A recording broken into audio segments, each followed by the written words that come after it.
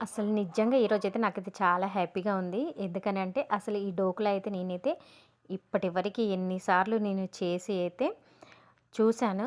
కాకపోతే ఎన్ని సార్లు చేసినా కూడా అంత పర్ఫెక్ట్‌గా అయితే వచ్చేదే కాదు. ఇప్పుడైతే ఇంకా చాలా పర్ఫెక్ట్‌గా అసలు ఎంత సాఫ్ట్‌గా అయితే మరి వచ్చింది. ఇప్పుడైతే ఈరోజు మా పిల్లలైతే భలే హ్యాపీగా నవ్వుతూ ఆహ్, బాగా చేసావంటూ అయితే ఇంక తిన్నారన్నమాట.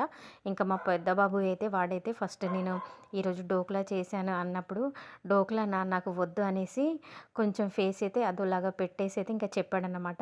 అప్పుడైతే కొంచెం నాకు మనసుకైతే బాధ అనిపించింది. "ఒక్కటి ట్రై చేయరా బాబు" అని చెప్పాను. ఇంకా వాడు ఒక్కటి తినేసి బావుంది టేస్ట్ అనేసి మళ్ళీ వేసుకొని తిన్నాడన్నమాట. అలాగా ముందు ఫన్నీకైతే బాక్స్ పెట్టేసి పంపించేశాను.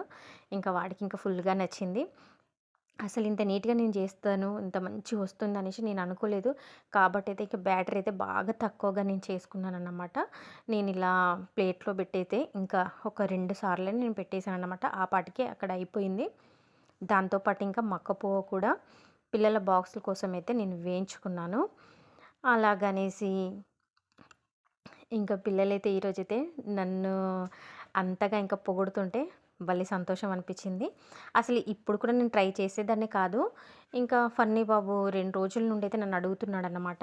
మమ్మీ డోక్లా చేయమనని. ఇంకా సరేలే అనేసి ఇంకా పాపం వాడు అడుగుతున్నాడు కదా! ఏదేమైనా నేనే చేసి పెట్టాలి కదా! అలా అనేసి ఇంక నేనైతే చేసి చూద్దామనేసి ఇంకా ట్రై అయితే చేశాను.